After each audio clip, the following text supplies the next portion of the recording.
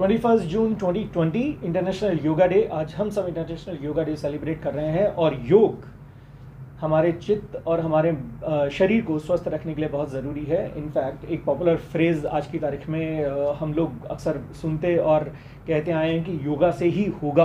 Right, खैर आज के दौर में आप योग के वर्तमान एक मॉडर्न कॉन्सेप्ट है उसके बारे में तो आप जानते हैं कि इसमें बहुत सारे आसन होते हैं जो आप पॉपुलरली आप जानते हैं, सूर्य नमस्कार, शीर्षासन, वज्रासन, शवासन, भुजंगासन और ये सारी की सारी चीज़ें। और भारत ने योग के अंदर विश्वगुरु की उपाधि भी हासिल कर ली है। मैं आज आपका परिचय जो भारत की वैदिक योग संस्कृति है, जो योग का कॉन्सेप्ट जो भारत में पुराने समय से प्रचलित है, मैं उसके बारे में थोड़ी सी यहाँ से आपसे बात करना चाहता हूँ। योग की जो शुरुआत की या योग के जो जनक माने जाते हैं वो है महर्षि पतंजलि, जिन्होंने 3 से 3,500 साल पहले अष्टांग योग की रचना की। और योग के जिस मॉडर्न कॉन्सेप्ट को आप जानते हैं वो उन अष्टांग योग सूत्रों में से सिर्फ एक सूत्र है जिसे हम कहते हैं आसन।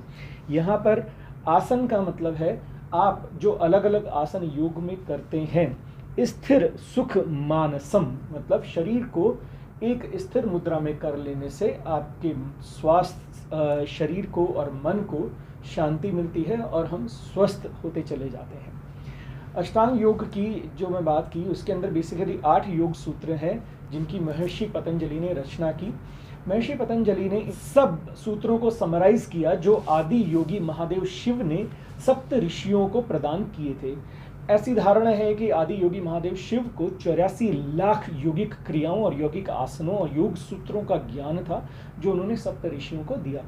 यहाँ पे एक और चीज़ जो हमें समझनी और जाननी चाहिए वो ये है कि सप्त ऋषि, जिसे हम आज की तारीख में हम देखते हैं कि सप्त ऋषि एक कॉन्स्टलेशन है हमारी इसमें सोलर सिस्टम के अंदर जो ध्रुव तारे के इर्द गिर्द चक्कर लगाता है। सप्त ऋषि अपने आप में कोई ऋषि न हो करके ये बेसिकली पोस्ट हैं जो दी जाती हैं और ये पोस्ट हैं ब्रह्म ऋषि, देव ऋषि, महर्षि, परम ऋषि, कुंड ऋषि, श्रुत ऋषि और राजर्षि।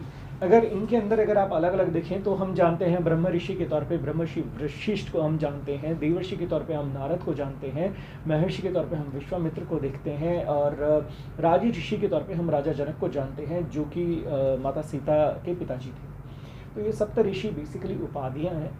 तो आदि योगी शिव ने जब सप्त ऋषियों को ये ज्ञान दिया और सप्त ऋषियों ने फिर पृथ्वी की समस्त दिशाओं के अंदर इस ज्ञान को फैलाया, तो ये वैदिक काल की बात थी। महर्षि पतंजलि ने जब ये ज्ञान धीरे धीरे समय के साथ में थोड़ा सा लुप्त होता चला गया, महर्षि पतंजलि ने इस पूरे ज्ञान को वापस इकट्ठा किया और इसको समराइज करके 84 योगिक आसनों के अंदर और अष्टांग योग 8 योग सूत्रों के अंदर इसको बना दिया। ये जो अष्टांग योग की हम बात करते हैं ये है यम, नियम, आसन, धारणा, ध्यान, समाधि और प्रत्याहार, जिसकी हम बात करते हैं। यम बेसिकली वो नियम हैं जो मुझे समाज के द्वारा मिले होते हैं और मुझे जिनका नियम समाज की भलाई के लिए करना होता है। नियम वो योग सूत्र हैं जिनका पालन मुझे करना होता है मेरे व्यक्तिगत स्वास्थ्य के लिए और मेरी व्यक्तिगत संतोष के लिए। इनकी विस्तार से चर्चा इनके अंदर यम और नियम के अंदर 5 सूत्र हैं जो विस्तार से समझाए गए हैं। कभी किसी और वीडियो के अंदर हम इनके बारे में विस्तार से चर्चा करेंगे। उसके बाद में बारी आती है आसन की, जिसके अंदर हम आज की तारीख में 84 योग आसन हैं जो प्रमुखता से हम जानते हैं और जिनको हम करते आए हैं, जो मेरे चित्त और शरीर को स्वस्थ और शांत रखने के अंदर मदद करते हैं। उसके बाद में बारी आती है प्राणायाम की। प्राणायाम बेसिकली मुझे ये सिखाता है अष्टांग योग का सूत्र कि मुझे मेरी श्वसन क्रिया को किस तरह से नियंत्रित करना चाहिए।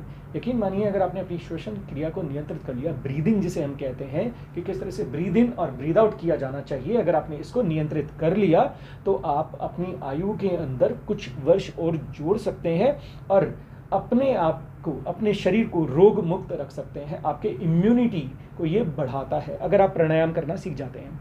उसके बाद में बारी आती है प्रत्याहार की। प्रत्याहार बेसिकली ये है कि ये मुझे सिखाता है कि मुझे मेरे जो सेंसेस हैं जिनकी हम बात करते हैं, इंद्रियां जो हम कहते हैं, 6 सेंसेस जो हैं, मुझे उनको किस तरह से मेरे फेवर के लिए इस्तेमाल करना चाहिए और उनको किस तरह से कंट्रोल करना चाहिए।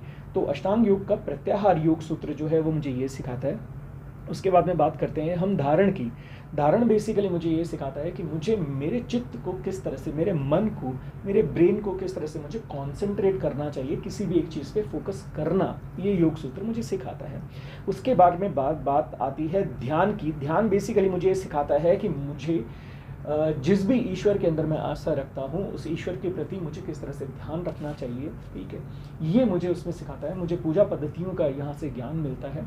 और इन अष्टांग योग सूत्र के अंदर जो अंतिम योग सूत्र है वो है समाधि। समाधि बेसिकली मुझे मेरी आत्मा को परमात्मा से मिलाने का साधन तय करती है। तो जिन योग को आप जानते हो योगा दिवस के ऊपर जिनको हम बात करते हैं, वो इन अष्टांग योग सूत्रों में से सिर्फ एक चीज़ है। लेकिन अगर आपको अपने जीवन को पूरी तरह से सुखी और सक्सेसफुल बनाना है तो आपको अष्टांग योग सूत्रों का पालन करना चाहिए। यकीन मानिए ये वैदिक संस्कृति का ज़रूर है, लेकिन ये ऐसा नहीं है कि जिसका पालन न किया जा सके। अगर आप अष्टांग योग सूत्रों के बारे में विस्तार से जानना चाहते हैं तो मुझे कमेंट बॉक्स में लिखिए, हम एक एक योग सूत्र के बारे में विस्तार से ज़रूर चर्चा करेंगे। धन्यवाद।